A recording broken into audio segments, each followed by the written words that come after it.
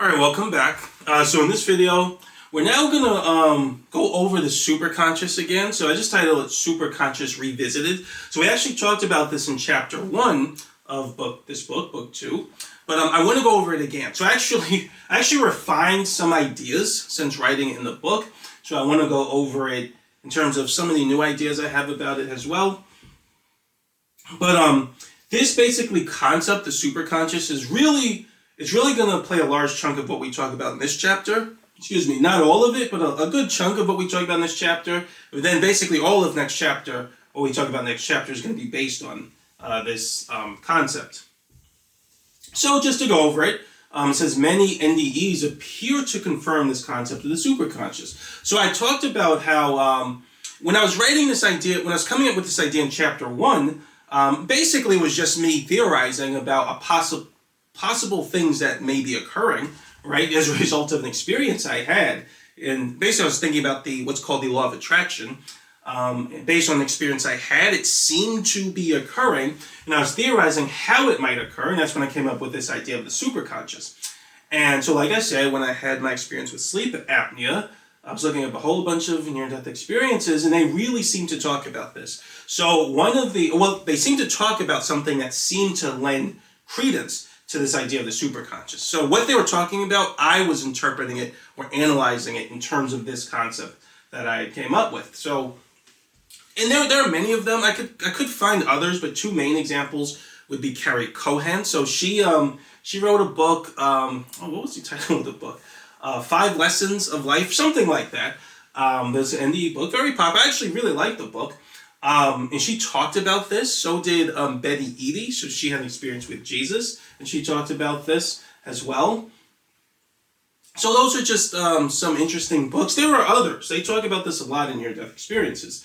So I just wanted to mention that. They seem to confirm this idea of the superconscious, right? So just to recap everything, what is the superconscious? Because that was all the way back in chapter 1, right? So to go over this, it says a superconscious is a dynamic planetary subconscious field where we're all transcendently connected, or that we're all transcendently connected to.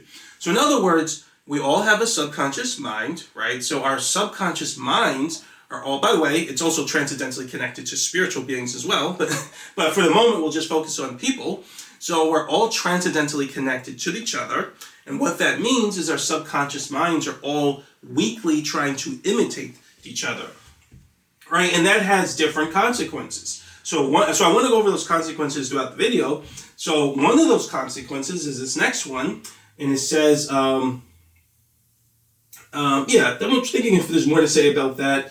No, I think that's everything. Yeah, we're all transcendently connected to each other. Our subconscious minds are all weakly imitating each other. And you can, in a sense, think of that as forming a field grid across the entire planet, right? So the field is the space, right? So these are kind of physics-based concepts. So the field is the space itself, which is the space around the whole planet. And the points on that field are subconscious minds, which are people, right? And that forms a subconscious field. And I say dynamic because it's constantly changing with time. So just as our subconscious mind is constantly changing, that field grid is constantly changing. However, it still has a memory. And to go over this point, just like our subconscious memory, our subconscious has a memory. It says the superconscious has a subconscious, the superconscious has a subconscious memory, which is ordered by subjects. And I should kind of mention, I think I used this term before, the superconscious has a subconscious memory system, right? So that might be just a way of differentiating between the total memory of the superconscious mind and the memory made up by each person. So in other words, the subconscious memory associated with the superconscious is a subconscious memory system. And every point or every device within that system, you could say, every point in that system is actually an individual person's subconscious mind. So every person's a part of the superconscious field of the planet, or the subconscious field of the planet, which is the superconscious. Every person, their subconscious memories makes up it's included in the subconscious memory system, right? So the system consists of everybody's subconscious memories, but it's ordered by each specific person, right? And so just go for it again. So the superconscious has a subconscious memory system, which is ordered by subjects of each person's subconscious memory.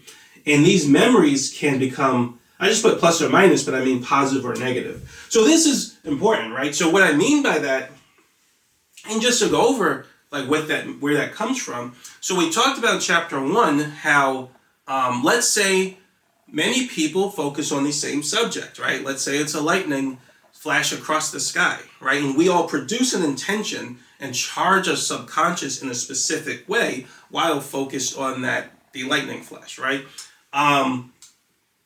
If we charge relatively the same frequency, let's say it's shock and awe or something, then when other people focus on that flash or even something like it, they will experience a kind of almost like an ambient type of pressure, right? So something very similar to what we talked about with mood, right? They'll experience the ambient pressure to charge that same charge at that same frequency and have the same response in response to focusing on that subject or drawing their attention to the lightning flash. So we talked about how transcendental connection preserves volatility. So in other words, your subconscious has a slight volatility when focused on the lightning flash that's similar to the one the other people had when they actually focused on it and were actually charging it.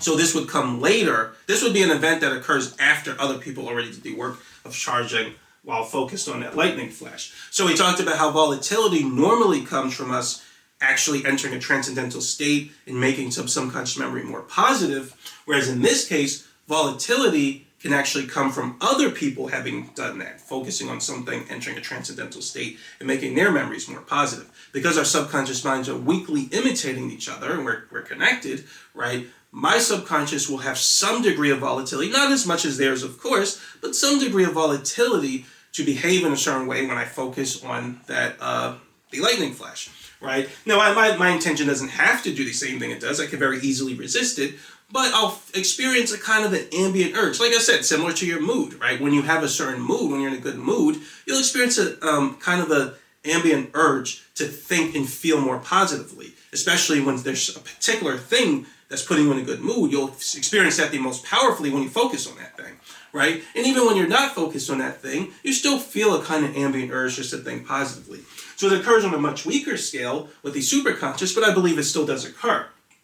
And so in that sense, the more people focus on this subject and charge in a specific way, the greater that ambient urge is going to be on everyone else who didn't do that, right? And so in other words, we can say, based on that framework, and this is all highly theoretical, right? But based on that theoretical framework, we could say that the subconscious, the superconscious, or the subconscious field across the planet, but I'll just use the term superconscious, it has a set of subconscious memories, right? Which in this case is subconscious memory for the subject of the subconscious memory. I should say it has subconscious memories, and those subconscious memories, just like your subconscious, are ordered by subject, right? So we talked about in book 1 how when you focus on a particular subject, your subconscious accesses a particular subconscious memory, and it accesses the association stored in that memory, or your subconscious reverts back to the state it was in when you were focused on that subject previously, right?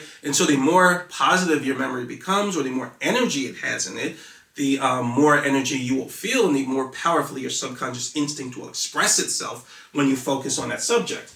So a similar thing happens in the superconscious. The superconscious has particular subconscious memories that are ordered by subject. So in the example I gave, we talked about the lightning flash, right? So in the superconscious, the lightning flash is a subject, right? And the subconscious memory is actually just a memory. We could basically just say it's the memories associated with all the people who focus on that lightning flash and charge in a certain way. But it is still a subconscious memory, just to make things more simple. And any person who's connected to the superconscious, which is everyone on the planet, some people are more connected to than others in certain ways, but there's no need to really go into that now. We talked about that in chapter 1. Some people could be slightly more connected than others relative to a particular subject, and that's based on cultures and things like that. In other words, the amount of volatility they feel to certain subjects can be different. But I don't think that's super important. We can just say that when certain people focus on that lightning flash, they will experience a certain degree of volatility, or they'll experience a certain ambient urge to charge in a certain way and at a particular frequency.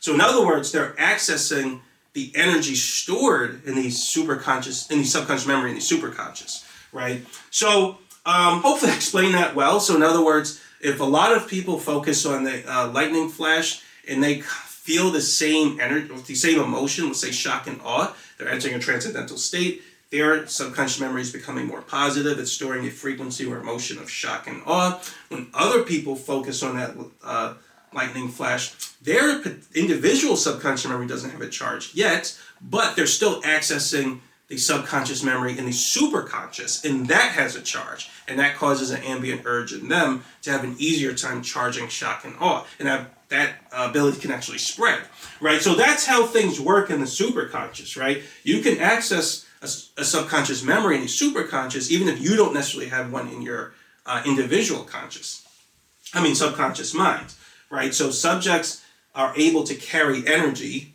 in the superconscious mind, and they can also be more positive or more negative. And what that means is that subjects in the superconscious can cause you to have a higher affinity for entering a transcendental state or having a particular emotional response or a stronger belief according to that subject when you focus on it, even if you've never seen it before, right? That's possible.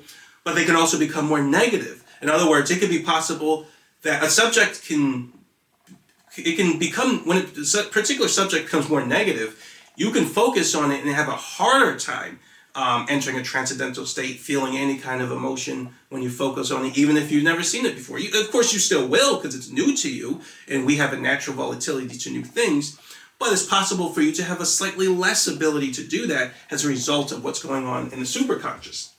So the superconscious affects everyone.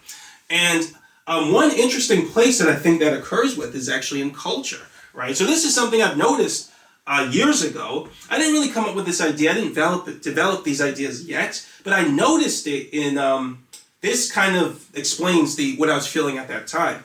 So in other words, a good example of this, I would say, is Marvel movies, right? But just culture in general, right? So in a culture, when something is very new to really the whole world, but you can just say kind of a particular culture or group of people, right? Let's say America. Let's say there's a new type of music coming out, or a new artist, or something like that, or a new set of movies, right? If it's very new to the masses, then they all have a very natural volatility to it. So it's completely new in the superconscious as well, right? And when it's new in the superconscious, everyone's going to supercharge when focused on it, because we have a natural volatility to new things. And so you're going to notice that the more people you're going to notice almost like a, what's the word I want to use? Almost like is a fire-like effect. When there's gasoline and there's a spark and a whole thing like catches fire, that you can kind of see something like that happen in superconscious. So something's completely new. Let's say it's a new artist, a new type of music, and it catches everybody by storm, right? A lot of people will focus on this music and they'll charge their subconscious while focused on it. And so that type of music, or the subject that represents that music, or set of subjects, whatever, you could also talk about subconscious paths in the superconscious, which a song could, for example, would be a subconscious path in the superconscious. When people focus on it, they experience, they charge very easily because it's new, right? And when a lot of people do that, they add a lot of energy to that subject or subconscious path in the superconscious. And then when other people focus on it, they notice they have a much easier time charging while focused on that subject or that song. And so then more people will keep adding their energy to it, right? And so the song catches fire, right? So a lot of people will be interested in it because they could charge very easily while focused on it. It's very easy for them to be entertained.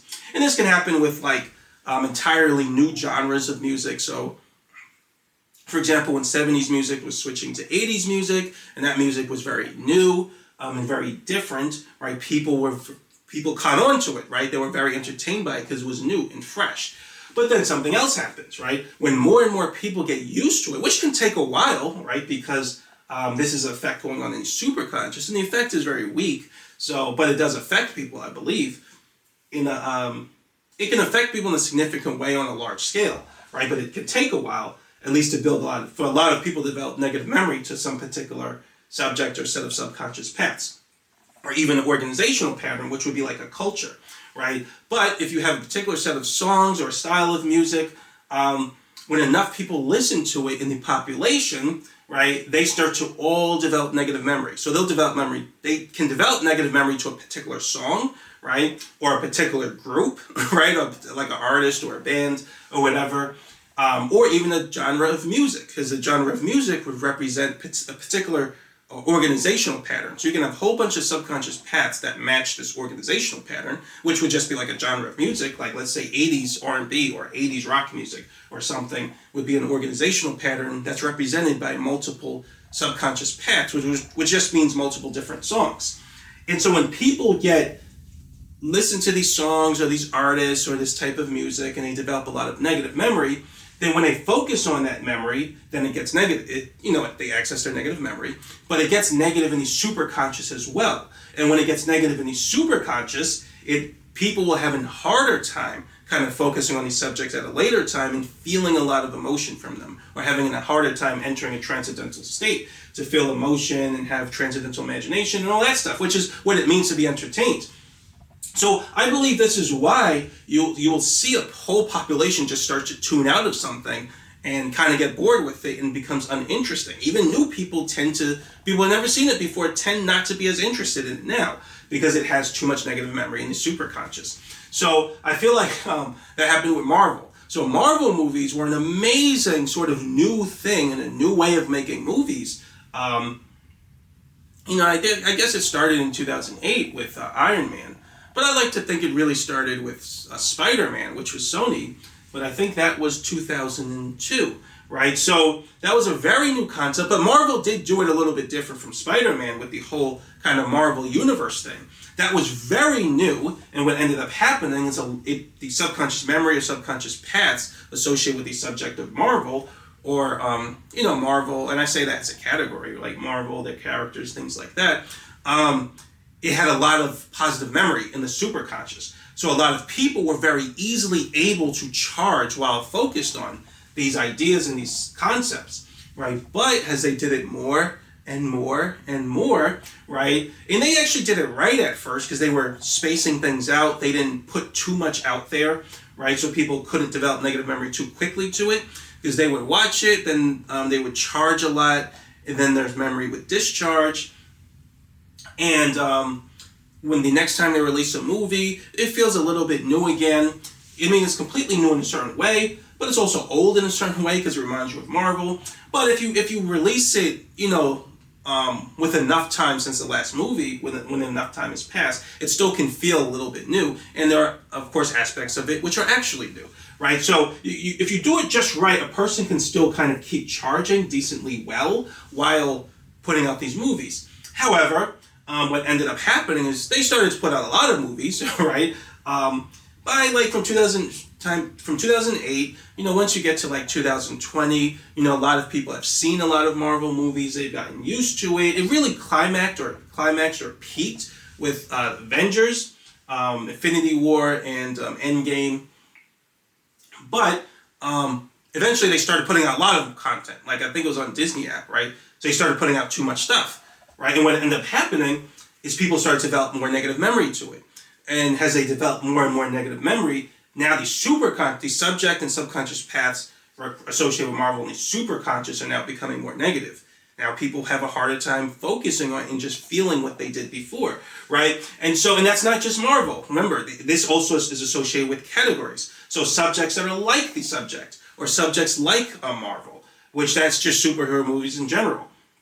People are just less interested in it. It's hard to explain it. That some people find this hard to explain, that it's like something changed, right? Where people are just not as interested in superhero movies. They call it superhero fatigue.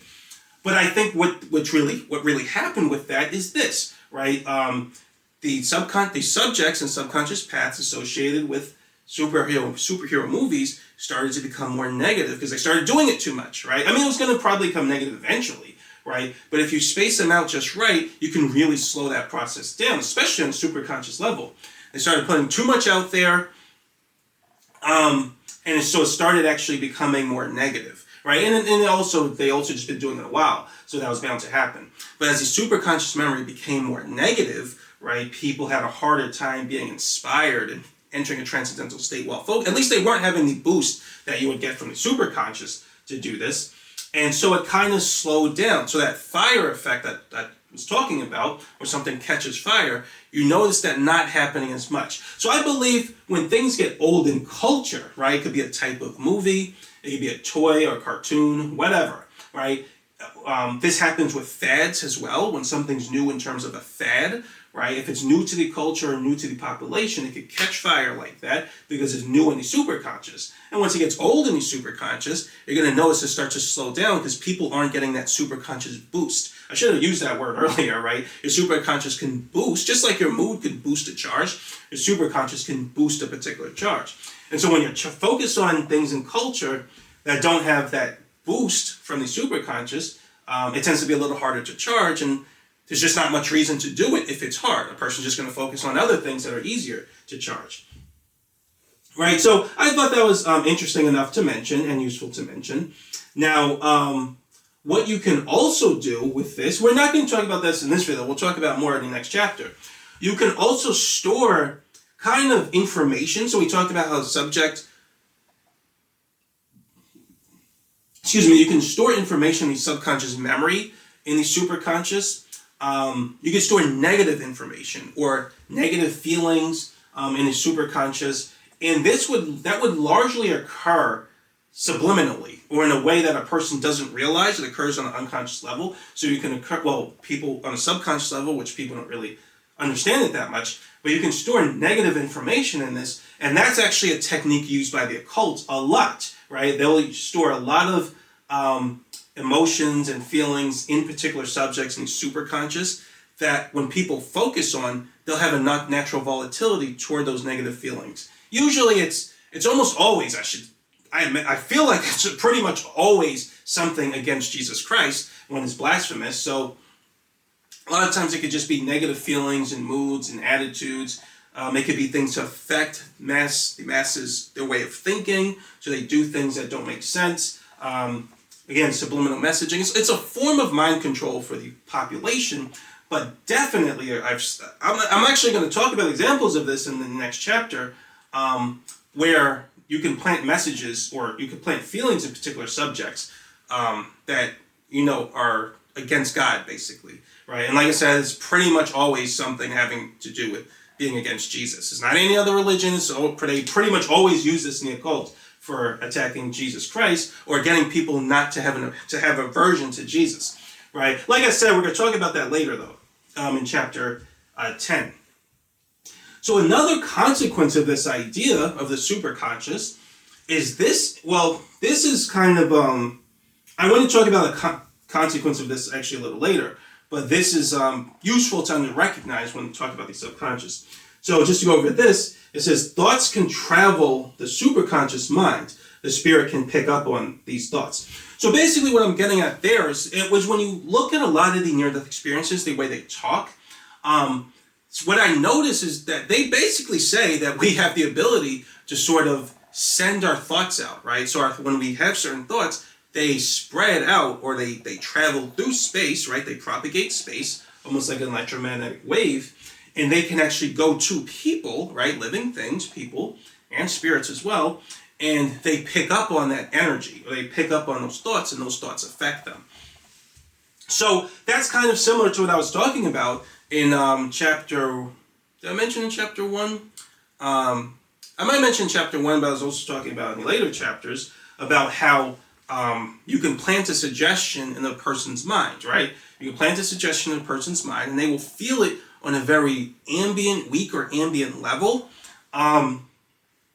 But ultimately, the whole mechanism by which that works. So now that we covered chapter 7, right? So we talked about psychic abilities. I believe a lot of that actually comes from your psychic abilities on a normal scale. So we talked about how psychic abilities work on, well, like any of your mental abilities, right? They work on a normal scale and a transcendental scale. So a transcendental scale is when you actually charge psychic energy, which is heavily dampened, so it's hard to do that. We talked about how to do it in chapter 7. But you also have psychic abilities on a normal scale, which is just your spirit's ability to sense things, even in its dampened scale, right? Even when it's highly dampened. And we normally just call that your intuition, right? But I call it sensing in the spirit, right? Because that's the term I like. A A lot of Christians talk in that way. Now, I know a lot of Christians will be very uncomfortable with the term psychic energy and psychic abilities, things like that. But I just want to say that your ability to sense in the spirit is natural. So I believe that is the way God allows us to use these psychic abilities. We don't normally use that term. We don't call it a psychic ability, but that is what it is, right? And God wants us to use this love. And this is talked about in near-death experiences as well. It's okay to use our intuition to some degree to inform our experience and what we choose to do. That is a tool God has given us to sort of know right from wrong and to navigate the spirit realm. I believe in the Bible it's called discerning in the spirit. And I believe that ultimately comes from this guy, right? That's in other words, it's a normal level of, it's a normal psychic ability, or it occurs on the scale of intuition.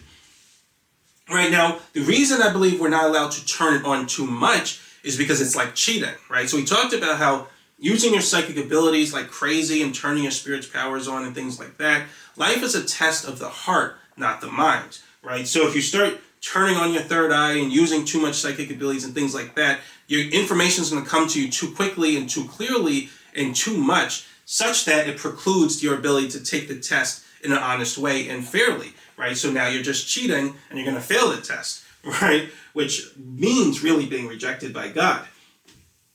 But using these abilities on a much lower scale still allows you to take the test because they're very weak, right? You can't, like I said, you can't turn it off anyway. It's always going to be there. But that's how you would discern the spirit realm. So I believe that when a person, let's say I focus on a person, right? And I focus on them and I think, man, that's like a terrible person and they're horrible or they're stupid. Let's say I'm saying and thinking negative things. And I'm putting a lot of energy into these thoughts. So I'm charging my subconscious to feel very negative and to have a very negative belief or altered perception about this person, right? What actually ends up happening, right? And this is something that I believe is spoke about in near-death experiences a lot, is that when I say that, when I speak, especially when I speak it, right? When I think it is one thing, when I speak it, it's even worse. So we're going to talk a little more about that. Those ideas in the next video and in chapter 10. But when I speak it, it actually sends out a kind of energy to this person. Now, what that really is, what's really happening there, I believe, is that we're actually sending out a little bit of our chi, right? So we talked about chi energy in the last chapter. We talked about how chi is a kind of energy in the metaphysical spirit realm that manifests our intention. So it affects reality in a way that causes it to manifest our intention or create reality according to our intention. So it can create on the scale of matter. So it requires a huge amount of chi to create on that scale. That's usually just done in the occult. You know what I mean? If you're doing telekinesis or something like that, it takes a large amount of chi to do that. But chi can also affect the spirit realm. And it tends to be go a lot further in the spirit realm. So if I speak evil on someone, I'm actually sending a little bit of chi to that person. Or in near-death experience, it's just called thoughts. But I'm kind of fitting it into the theoretical framework I've set up, right, in terms of chi. So when I speak evil on someone, you can just say I'm sending energy to that person. Especially if I hold the intention to send energy to that person, which you usually would do if you're focused on this person and you're feeling a lot of energy, you're saying, man, I hate that person. I think naturally you're going to be sending energy to that person, and that person's spirit can pick up on that energy. So like you said, that's called sensing in the spirit, right? Even though your intuition is very, very low, right? It's very low. It's not very clear. It's not a very strong compulsion. It's very easy for you to use intention to sort of swamp it out, which that's just an engineering term. That means charging so many other things and charging your subconscious energy in a way that makes that small amount of energy coming from that small amount of compulsion and a small amount of energy coming from your psychic intuition is very easy to ignore it because there's so many other feelings and so many other stronger compulsions. But it's still there. No matter how tiny it is, it's there, right? And like I said, your intuition has a real part and an imaginary part. The imaginary part is just your creativity. It's just things you randomly choosing to believe and producing from intention. And the real part is what your spirit is actually sensing. And that's based on something going on in reality. So when a person sends like negative energy to you, or they speak evil on you and they say you're stupid and things like that, you're actually using some of your chi and you're sending it to that person. It latches onto their spirit, right? And their spirit can sense it on a level of intuition. And what ends up happening on a level of intuition, you're going to sense what that energy is, which is it expresses the idea that you're stupid. So when you sense that, you're going to think you're stupid, right? So it's very similar to what happens when you sense things while sleeping, right? So if I'm sleeping, right, and I'm dreaming, and I hear the TV on, and I talked about this example multiple times, I'll just say it again. So when I hear the TV on, right, I might dream about something based on what was being talked about on the TV. That used to happen to me all the time when I would watch the news, right? I'll just dream something randomly that was about what the news was talking about, which I realized after I woke up and saw the news, and I was like, oh, I was dreaming about what they're talking about. So what you sense acts as a suggestion to your subconscious mind. When your subconscious instinct is creating and doing all types of things while you're dreaming, you sensing something is a suggestion to your subconscious. So when your spirit senses the energy that's attacking you, that acts as a suggestion. And so when your subconscious is thinking and your conscious mind is thinking and doing random things and you sense it in the spirit, you might just say, man, I'm stupid, or something like that. It'll seem like just a random thought, but it isn't. It's actually a suggestion that came from someone else attacking you, right? So it could be a random thought, right? But it could also come as a suggestion from something your spirit's sensing. And that's generally how demonic entities attack you all the time, right? So they'll call you stupid and they'll call you names and they'll plant suggestions in your subconscious, but what they're ultimately doing is sending a kind of energy to you, and your spirit senses it and picks up on it. Now, we talked about how your psychic abilities are transcendental, right? So they undergo transcendental connection. So you can, well, I should say, there's actually two things I want to mention about that. So when we talked about altered perception, right? So if I sort of do like this, right? So if I'm like poking myself, right?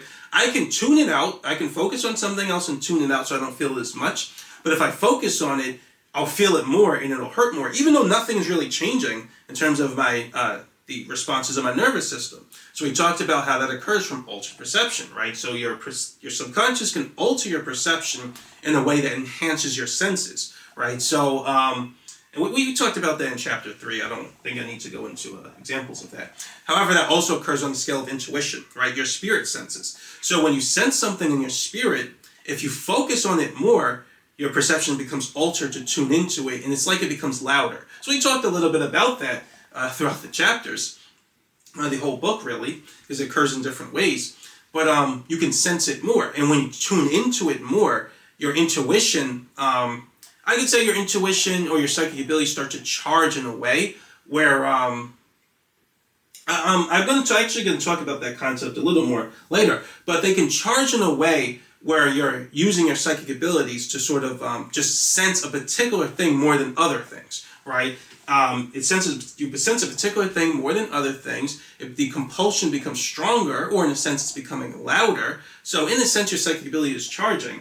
And if that thing is a spirit, right, you would transcendentally connect to it. That's actually how channeling works. That's how mediumship works. A person will focus, and I've mentioned this before, but I'll just say it again. A person will focus on, some spirit or some spirit guide or some ancestor. It's pretty much always a demon. But they'll focus on something like that. I believe it can occur in positive cases with angels, and I even think I've even heard of people who talk to God and Jesus this way. I actually did that too, right? I don't do it often because it's a very non-faith-based way of communicating. But so I don't like to do it. I've only done it like when I was in a real pinch and a real kind of crisis. Not really a crisis, but something similar. But I have done that where I'll just focus on Jesus. Because these things are based on, if you know Jesus, then you can focus on him. And if you focus on him, I don't want to really get into it. I wasn't sure if I wanted to mention that idea, but you can do it. I actually had a short conversation with Jesus one day doing that. It was kind of cool. So he told me some interesting things, but he told me to get baptized in a church. And so that's why I wanted to get baptized. Again, I got baptized as a kid. But yeah, you can do that. But so there is a positive way of doing it, but you have to have a strong relationship with God and things like that, be in a state of repentance. But mostly I believe people just, when it's channeling or mediumship, they just do that. They're pretty much almost always contacting demons. And when they focus on that, when they focus on this intuition they feel, their perception becomes altered to enhance it so that intuition becomes louder, right? And as they keep listening to that intuition and focus on it, they're actually transcendentally connecting to that demon. And then I believe the psychic abilities turn on, and then they channel the spirit, and then they're almost one, right? And then that becomes their demon or spirit guide for all types of things. But ultimately, demons will do that. So they'll attack people and send negative energy to them. Their spirit picks up on it and then acts as a suggestion, right? So if the demon says you're stupid, right, that energy goes out to you, your spirit will sense it, and it'll act on the subconscious level. Because you just sensed you're stupid, right? Let's just say you sense your stupid energy. When your subconscious is creating, it's going to start creating along the idea that you're stupid. So you'll feel negative and things like that.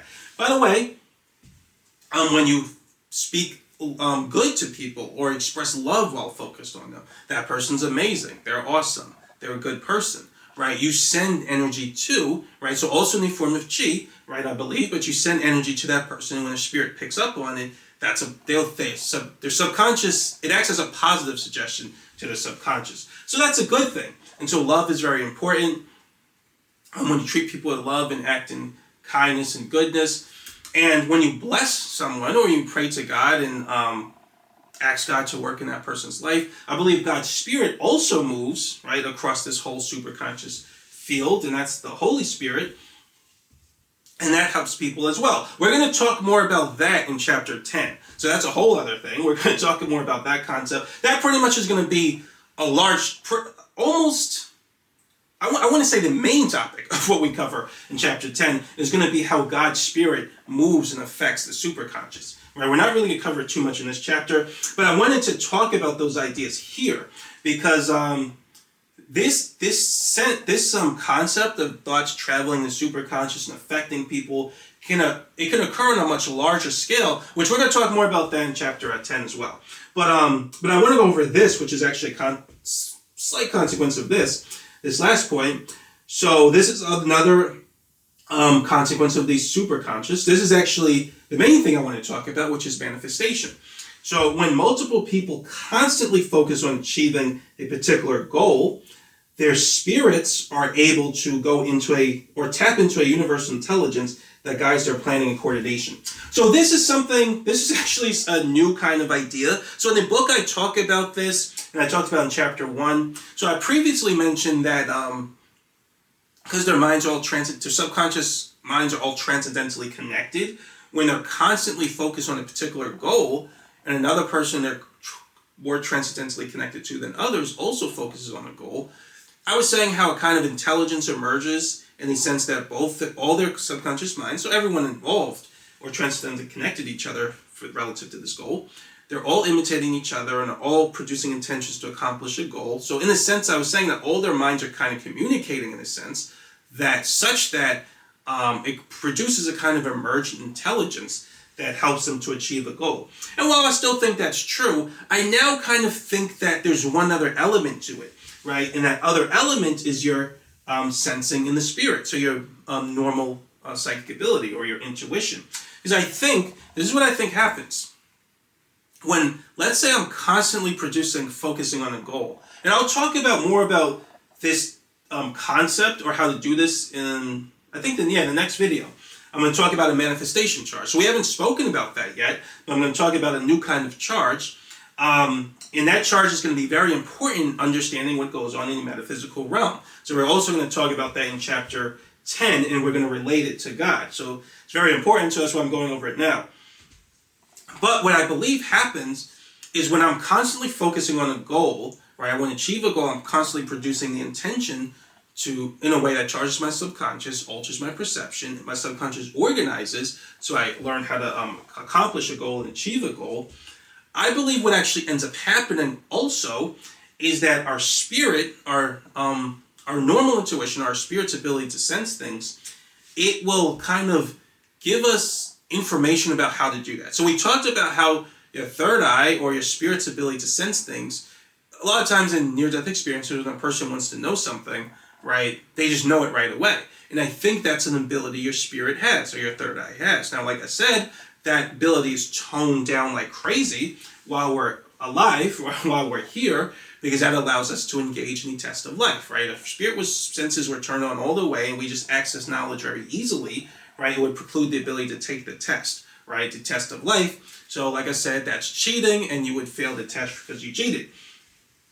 But that ability to sort of access that universal intelligence, it's still there a little bit, right? And we're able to tap into it when we're constantly trying to achieve a goal, right? Or even if we're constantly trying to solve a problem. So I believe our spirit's intuition, our spirit's natural ability to sense things, it kind of informs our intelligence and creativity, but it guides it. But it's very weak. So most of the work is just literally being done by our creativity, right? So I said intelligence is really just another form of transcendental creativity, which it is. But I think in the case of intelligence, it's actually informed to some degree, which I didn't mention this before, but it's informed to some degree by your intuition, right? And that helps guide you in solving problems and figuring things out. By the way, you can also be guided by suggestions planted by God, angels, your higher self. So that can happen too.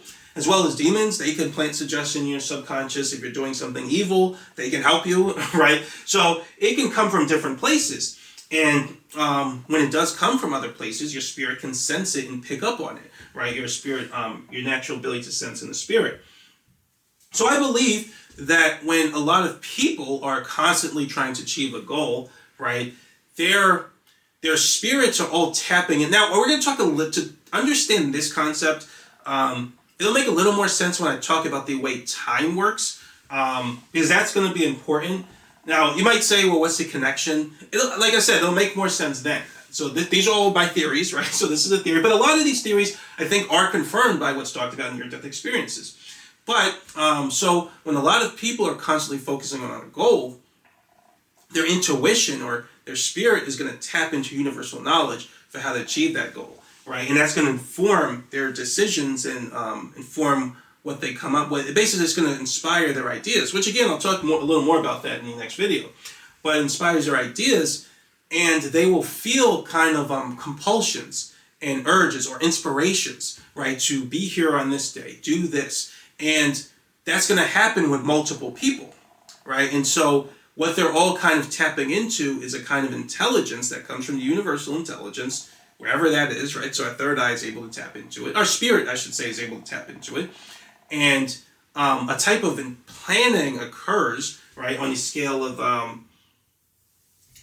within our subconscious, a type of planning occurs, I should say, within the superconscious, planning and coordination, where I'm going to meet this person this day and be here to do this, and this person will help me to do this. So, again, I'll talk more about it in the next video, but in a sense, you can say when multiple people are aligned with the same goal, their spirit's intuition will inform all of them on what to do. So that's what I ultimately think also informs or causes that emergent intelligence in the superconscious, right? And when multiple people are being informed by their intuition, there's more components to it, which, like I said, which we'll talk about in the next video, but they become transcendentally connected relative to that goal in the superconscious, and they start to sort of influence each other more. I think their spirits start to sort of become more sensitive to each other, and yeah, so they become more sensitive to each other, they can influence each other more, and ultimately they tend to act in accord with a particular goal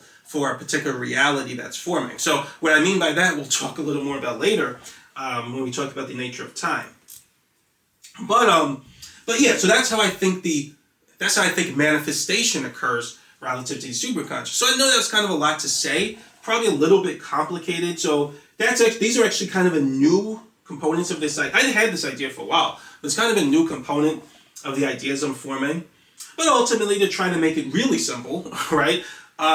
When multiple people are constantly focused on the same goal, their subconscious minds are all imitating each other. It causes everyone else to kind of focus on that goal a little bit, and their spirit is informing what the ideas they're coming up with and inspiring them to come up with particular ideas by tapping into universal intelligence. And as they all act toward that goal, I believe they come a little bit more transcendentally connected to each other within the superconscious, right? In their yeah, so I'll just kind of leave it at that. And that helps them to manifest particular goals.